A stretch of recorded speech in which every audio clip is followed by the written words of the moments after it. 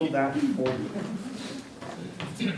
This is a wonderful website. I'm going to explain its pertinence to self-directed learning in just a moment, but here's what I want you to do. The next time you have a friend or an enemy who asks a question that, to put it nicely, is not a smart question. And honestly, it's one of those questions that they really should have just Googled themselves. But instead, in their sloth, they have asked you, the unwitting victim, to answer the question that they could have Googled themselves. Next time that happens, I want you to be a little snarky, and I want you to go to lmgtfy.com, and you can create a link that has a Google search term. So for example, if your friend asks, is this pizza place open at 11 p.m.? Like, I don't know. Why don't you just Google it? You type in, is Princeton Pizza open, or Princeton Pizza hours. Like, that's what a rational person would Google, right? And then you get a let me Google that for you link. And then you send that link to your friend, like text it to them. And then they're like, oh, you're like, here's your answer, link. They're like, oh, what's this? And they click on it. It opens up a Google window in their browser, moves their cursor over to the search bar, and types in Princeton Pizza hours. And then moves the cursor down to the search button, clicks it for them, and then says, was that so hard? I don't know who made this site, but they're wonderful.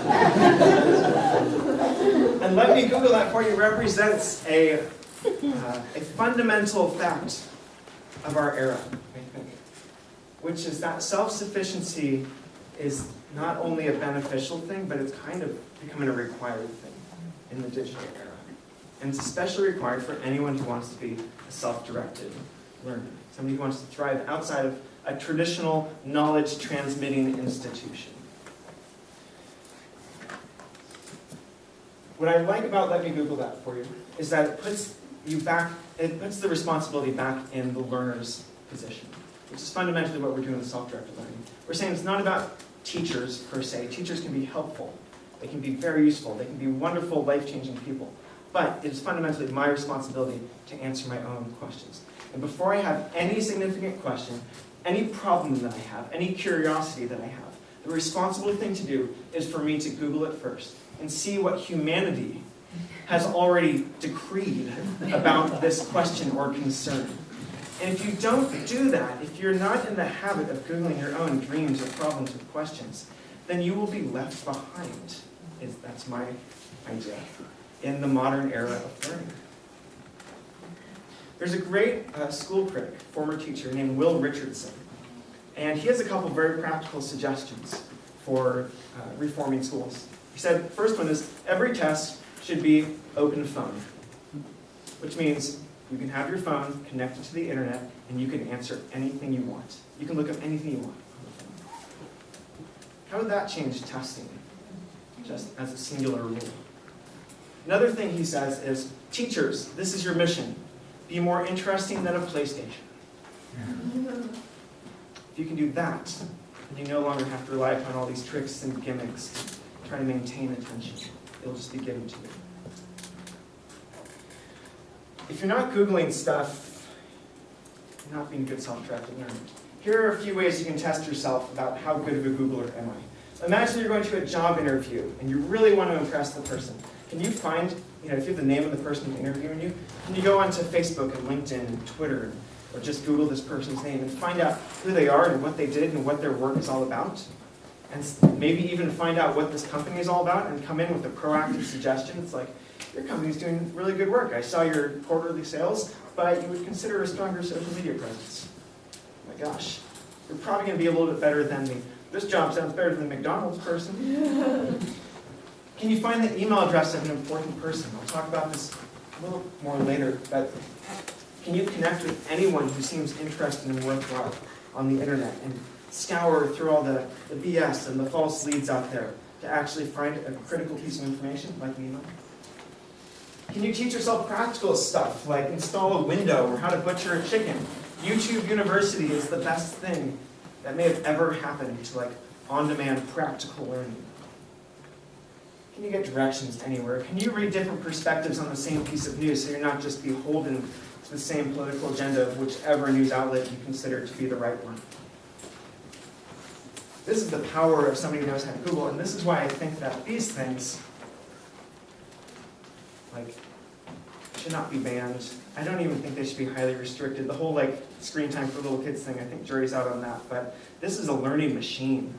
Imagine having this in the year 1850 and having internet connection. Imagine you had 4G service to the present, but you were in 1850. Okay, you would be a god with this. If you don't know how to use it now, or if you're severely restricted in your use, then you're less godlike than you might otherwise be. For every good question, start by asking the internet. But the internet and digital technology in general is not our savior. There are people out there who will try to convince you otherwise. And what I like to think of is the story of MOOCs. MOOC, M-O-O-C, massive open online courseware, became very popular back in roughly 2005 when Stanford and MIT and a few other big name institutions announced that they were going to be sharing the lectures from some of their top professors online for free. It's not very revolutionary now, but 10 years ago, there's just a huge thing. The doors to the Ivy League are being flung open. Now anyone who wants to get a Princeton University education can do it from the convenience of their bedroom. But MOOCs did not really take off as much as their proponents thought they would. Why? Anyone out there have any guesses about why not every one of us is sitting at home watching Princeton lectures in our spare time? Many people who are listening to them are listening to them because they want the degree, the results from being in the lecture, not the actual information. Yeah, many of the people in the lectures are actually probably doing this, right? What's another reason? Why aren't you going home to watch an Ivy League college lecture tonight?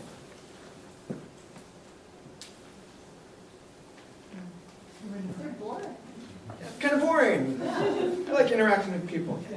Lots of good reasons for this. The world did not crumble. The Ivy Leagues still exist, and they're even more highly coveted than they were 10 years ago. And the people who ended up using MOOCs the most were actually people who already had undergraduate educations and people who from foreign countries with really mediocre higher education systems. There's a lot of people from India and Pakistan who watch MOOCs here in the US. So we're kind of doing a service to the rest of the world by publishing this stuff. Probably a net gain for everyone. But online education is not going to save us or save you or save your child. Because human face-to-face interaction still matters more than anything else, and perhaps matters more than ever. This is an image from a program I've run a number of times called the Writing Retreat. And the Writing Retreat is a very basic concept. Has anyone ever heard of NaNoWriMo? Yes. Have you done a NaNoWriMo? Attempted to. Attempted. I've attempted twice and failed twice. Yes. NaNoWriMo is an acronym that stands for National Novel Writing Month. And this guy, Chris Beatty, who's a freelance journalist based in San Francisco, really wanted to write a novel. And when he tried to start a novel, he couldn't finish it. And every time he started, he failed. And so he decided that for 1 month, he was going to put away all of his excuses. And he was just going to produce words. He's going to turn off his inner editor. And crucially, he was going to do it with his friends, who were also trying to write novels for the first time. And so he started this thing called National Novel Writing Month. For the month of November, try to write 50,000 words and just produce a first draft. Stop worrying about tweaking it as you go along. Get something that you can call your own. And do it with other people, crucially. And this thing has taken off. There are millions of people who attempt NaNoWriMo every November this year. And a lot of them are young people, and a lot of them happen to be doing kind of alternative education stuff. And so I realized that I could probably get 15 of them together, throw them into a beach house in Oregon, and let each of them attempt to write their own novel for a month. And it would require very little effort on my part, aside from feeding them. It's like the velociraptors. You throw the cow leg in there every once in a while. No, they're lovely. And the writing retreat worked out really well, and it continues to work out well. And the idea is these people are all writing on their own because they're interested in writing. There might be one writing workshop a day, but otherwise, I'm not in the position of motivating them or cajoling them or overly inspiring them. I'm available on demand to help them if they have like a question about character development or grammar or something. But mostly, they write on their own. And they're writing because other people around them are writing too. It's a positive peer pressure. And that's the kind of stuff that online is not going to be able to reproduce anytime soon until this technological singularity comes and we're all matrix-like slaves to the hive mind. Hopefully that won't be soon. And this is what I kind of came to realize as the power of working alone together. If you're working alone, like this mythological self-directed learner who goes home and learns everything on the internet by his or herself, that doesn't actually exist very often, or at least not for very long. The coolest and most productive self-directed learners I know have found little communities of people who share their interests, their passions, their weird, trebuchet fetishes, and they all work together. But sometimes they're doing their own projects, but just in the same space. It's the idea of a co-working space or a cafe. We want to be socially present and have people to talk to and connect to, but still have autonomy for our projects. Self-directed learning is not self-isolated learning. Don't try to do it all by yourself, and don't try to reinvent the wheel every time. All right, getting near the end here. This young lady is named Emma. She lives just outside of New Haven. I met her about a year ago at a talk that I was giving at a similar place to Princeton Learning Center that's up in New Haven. And she told me in classic homeschooler style that she is totally into Vikings. That is her thing. She discovered Vikings at age 11 and read all the books she could find about Vikings, and then textbooks, and then watched all the documentaries. And she was going to get a sweet 16 birthday party, and she said, can I just not have that party and not have like the next 2 Christmases and birthdays? And can you help me go to London, Mom and Dad, so I can see this Viking exhibit that's there right now? So she did. She's Viking crazy.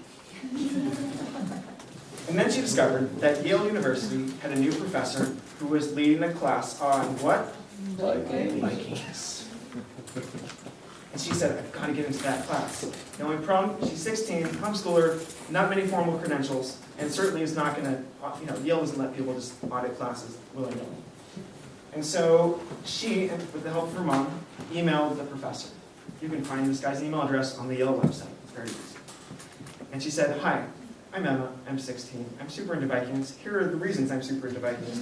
I live 20 minutes outside of Yale. Could I please, please, please sit in on your class? Please. What did the professor say? Sure. Some professors might say no, because they're too busy, they might not respond, or maybe there's too much liability involved. But this one said yes. She came in, she got to meet the professor, he gave her a copy of his new Viking book, fangirl, and she got to sit in on the Viking class. There's another story about a kid named Jonah up in, he went to North Star, and he did the same thing with the chemistry class at UMass Amherst. He wrote the professor, no, he didn't email him. He went up and walked into the class on the first day of an intro chemistry class, required for most biology and chem majors, and said, I'm really interested in chemistry. Is there any way I can sit on your class, please?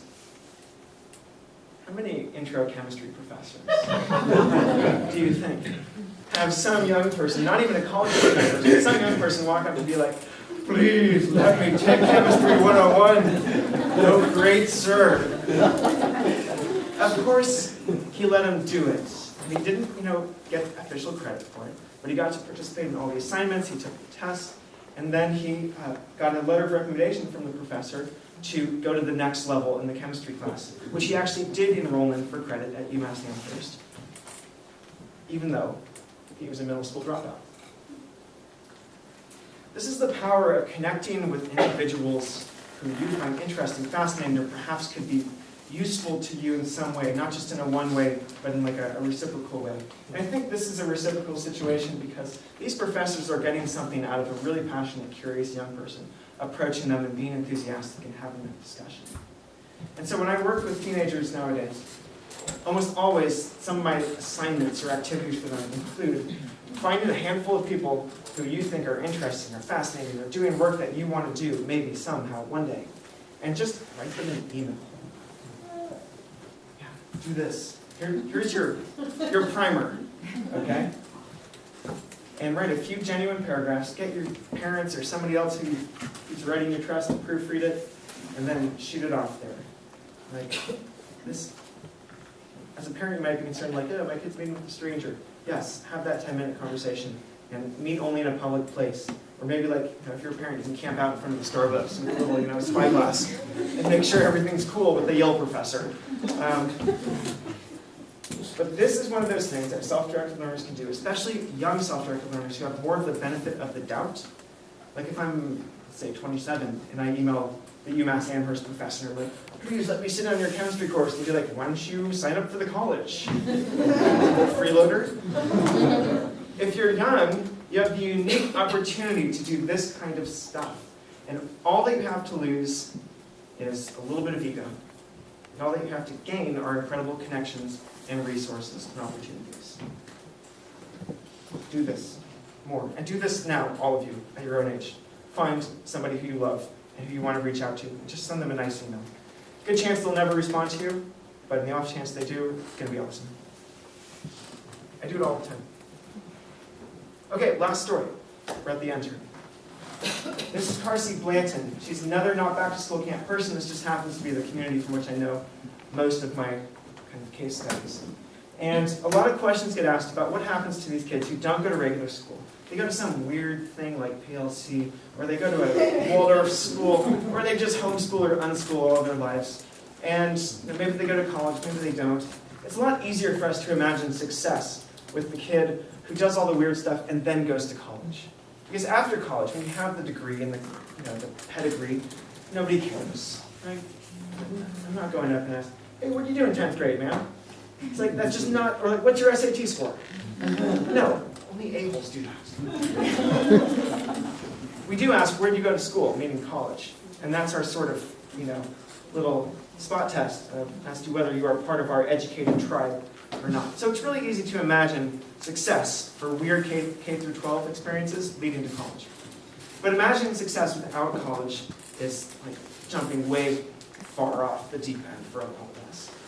And when I think about that, and I think about how young people who really forsake traditional education get along in this world, here's one of my operating models, Carsey Blanton.